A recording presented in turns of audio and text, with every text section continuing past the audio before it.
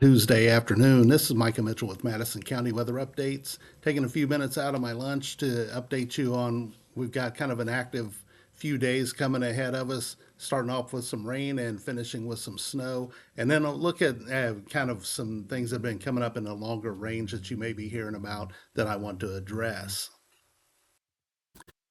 So in the short term, we've got the first of what's going to be three weather systems coming over the next 5 days or so. This one will begin to arrive overnight tonight. Actually, the majority of the precipitation will occur overnight, and then we'll have some lingering snow showers behind it. Here's a look at the HRRR model. This is around 9 p.m. tonight. You can see some precipitation beginning to work in from the northwest. We've on this northwest flow. The northwestern U.S. is getting hammered with precipitation, with rain, and then those systems are kind of looping up into Canada and coming down. It's sort of like clippers, and so they're bringing us just a lot of precipitation, bringing us something activity every few days. This one's coming in. We're starting off somewhat warm, even though like we're going to be in the 30s to around 40 degrees today, maybe even lower 40s with the amount of sunshine we're getting. But the average high right now is 41 degrees here in Anderson and Madison County. So keep that in mind. 41 is the average high. So even though it feels kind of warm relative to what we've been experiencing, we're still only about average in this warm spell. So this precipitation moves through us around midnight. 1, 2, 3, 4, 5, 6 a.m. The majority of the rain begins to move over into Ohio. And then we're getting toward the bottom of this trough, and the rain will become more scattered. This is by 8 a.m. And then by 9 or 10 in the morning, temperatures will drop enough that we'll begin to see snow showers work in. The surface temperatures won't be real cold just yet, but just above the surface will be cold enough to produce snow. Nothing that's going to be impactful tomorrow. But as we go through the day tomorrow, this is around noon, 1, 2, like all afternoon into the evening, as that low departs off to our east and then northeast, we'll get some wraparound that could bring in just some occasional snow flurries as the temperatures begin to drop. So again, we're expecting some rainfall overnight tonight. I'll kind of show you what this model has expected, and then again converting to a mix or some occasional snow showers through the day tomorrow. So this is the high resolution rapid refresh model, and you can see kind of the sharp cutoff in rainfall, about 1/10 of an inch back here in the grays. By the time we get to the greens, we're anywhere between 1/10 of an inch to maybe 1/4 of an inch here in Indiana, heavier amounts on over into Ohio. This will be, again, mostly liquid. It'll be mostly rainfall and then just some flurries on the backside. So that's this first system that'll come through again overnight tonight into the morning tomorrow with lingering effects through the day tomorrow as temperatures fall.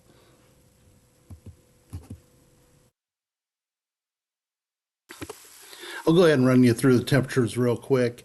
This is by 3 p.m. this afternoon. Again, temperatures around 40, maybe the lower 40s. Those kind of hang in there. We drop into the 30s by 6 p.m. As we begin to lose the daytime heating. Then we kind of hang in the 30s, and then here we are at about 2, 3 o'clock in the morning, and we're still in the mid to upper 30s as the rain is falling. You can see some 40s back here just ahead of the low pressure and the cold front. And tomorrow's high will occur before daybreak. Here's by 4 a.m., 5 a.m., 6 a.m., actually 7 a.m. We've got temperatures still hanging in the upper 30s to around 40, and then they begin to fall. And so then by the time we're reaching late morning, we're into the mid 30s where we'll stay most of the day. And then by late tomorrow afternoon, 5, 6 p.m., then we begin to fall below freezing, and we'll spend some more time hanging out below freezing.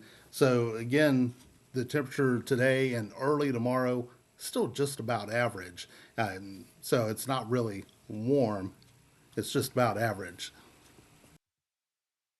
So now we'll jump forward to systems 2 and 3. This is by 7 p.m. Thursday. We can see our first of two snowmakers coming. This is a little faster. We're in a fast pattern, which is why we're so active. But we can see This is by 10 p.m. Thursday, snow beginning to move into the area. And then in the overnight, yesterday it looked like this might not arrive until Friday afternoon, but now it's looking like it may arrive actually Thursday night into early Friday. So keep this in mind because schools may be impacted with some delays Friday morning if this timing holds up. And the European, actually the 12Z European is coming out right now, so we'll look at that together and see what the Euro has here in a second. But the GFS has that system getting out of here by 7 o'clock Friday morning. And then as we go ahead, then we get into early Saturday. This is by 10 o'clock Saturday morning, by 1 o'clock, 4 o'clock. There's decent snow coming down, basically north of I-70. And then that snow continues into the evening before getting out of here. So we'll take a look at the Euro real quick. And again, like I said, we'll be looking at this together because I haven't actually seen it yet. So here's the European about 7 p.m. Thursday. So it's on about the same timing as the GFS. It begins to put snow down by 10 o'clock that Thursday night into early Friday morning.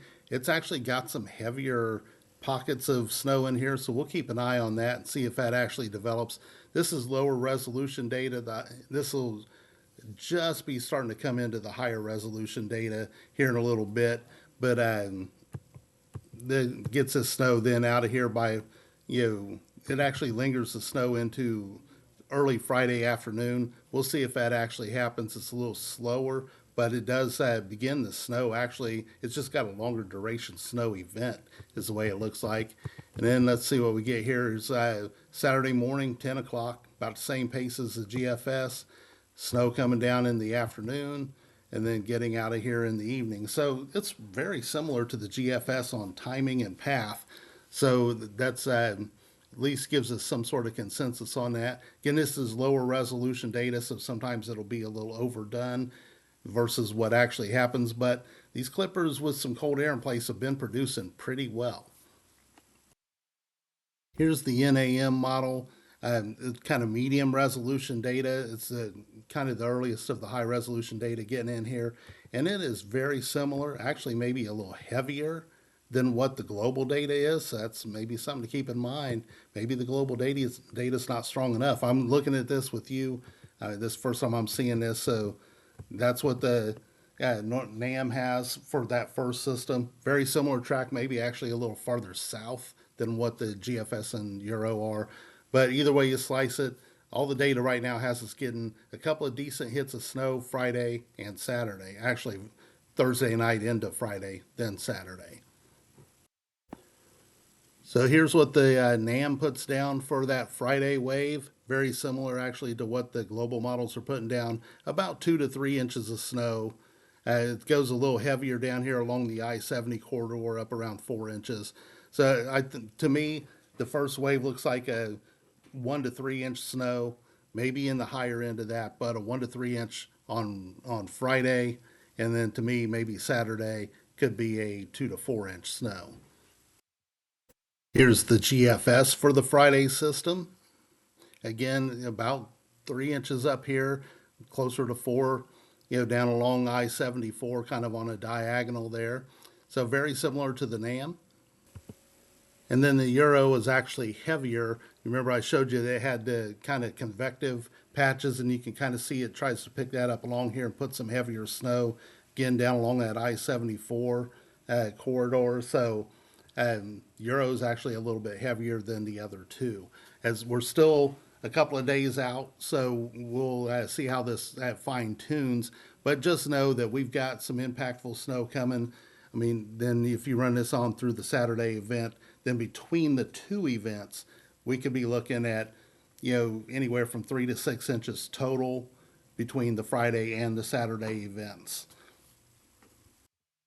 So this video is getting a little bit long, but I do want to show you this because some of you may be seeing some pages out there saying that we're going to get warm for Christmas, and that's based on a lot of this data. You can see the, the departing cold. This is around the evening of December 19th. The cold is there, and as you progress, by the time we're hitting This is the evening of December 22nd. Warm air is encompassing the entire western U.S. By the time we hit, let's back up. Here's Christmas evening. The GEFS has the entire continental U.S. warmer than average. These models have been doing this for since before Thanksgiving. This stretch, yeah, that we just had that was so cold, on out. Prior to that, those models a week and a half to 2 weeks out had us in the 60s. Have you seen 60 degrees? No, you haven't. So some of these models, the GFS, again, once it pushes, let's go look at this model viewer real quick. Here's the GFS absolute temperatures. It's got us getting in the 50s. Next Thursday, it's got us getting in the 60s. Right there as we get close to Christmas. I don't believe this is going to happen. These models have been doing this, and these 50s and 60s have been staying in the 10 to 14 day range, and they just keep sliding out and sliding out because the models are not picking up the actual pattern. We look at the wind map of what's actually going on. This is at the 500 millibar level. You can see a high pressure sitting out here just off of the west coast. The Pacific jet is being pushed up and over, so that's why the Pacific Northwest is so wet. These systems are riding down from the northwest, sucking in cold air from Canada, bottoming out right around Indiana, and then moving off the east coast. What would be a southeast ridge, this high pressure is sitting way out here. It's actually east of Bermuda. This is where, this is way out there for this time of year. Normally, this is sitting back in here somewhere.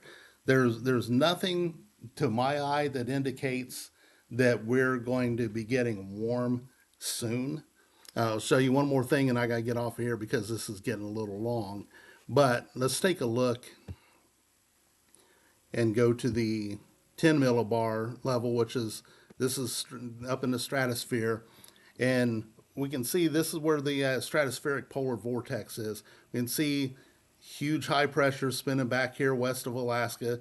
You can see this massive, just cold air dump coming, kind of what I covered in my winter outlook. We've got this cross polar flow that's coming across. It's picking up all this cold air from the Arctic and from northern Asia and then dumping that down into the U.S.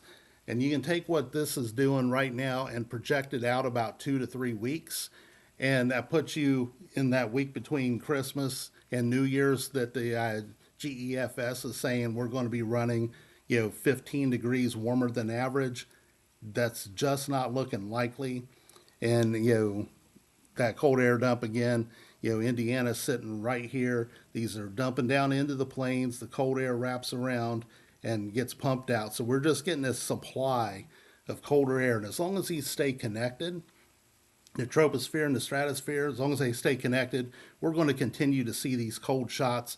So I expect that any warm-ups, and I would use warm loosely, I don't think we're going to be seeing 50s and 60s. I could be wrong. I don't think that's going to happen.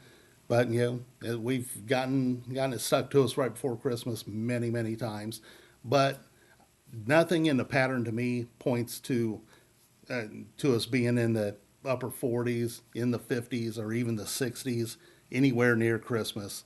I just don't see that. I think any relative warmth will be lower 40s, and that would be ahead of a storm system. As the low pressures approach, they pump some warm air up in front of them, and then as they pass, the cold air dumps right back in. That's kind of what we've been seeing, and I kind of expect us to continue to see this same kind of pattern, at least until this feature right here swings around and stops spilling the colder air, upper level air down to the troposphere to us. So again, I would take the pages pushing the major warmth. They've been doing it for a month now. There have been several times, again, going back to where the period right after Thanksgiving was going to be real warm. Then the first week of December was going to be real warm. Then the second week of December was going to be real warm. Now we're up to the third and fourth weeks of December are going to be really warm. The data just keeps pushing that out because it's not recognizing the pattern. And I've not seen anything that says the pattern is going to change anytime soon. So Yeah, I expect us to stay predominantly cold until mid-January at least, and probably pretty snowy. So I'll update you as things go on. But I just wanted to cover all this stuff for you real quick. Well, not real quick, this video's too long. But I wanted to cover this for you, give you an update of what's going on. As always, if you support this page financially, thank you so much. If you're a page sponsor, thank you so much. If you don't help the page out financially and you can, please do so. Check out the pinned posts at the top of the Facebook page. There are two of them. Check out the pinned posts at the top of the X page if you're on there. And please donate to the page and help me keep you updated. And there's a lot of data that I buy. Some of it's free, a lot of it I buy. So just to help me keep this page going. So I'll update you on the snow as it gets a little closer. In the meantime, have a great day. Enjoy the weather this afternoon because it is getting ready to change again.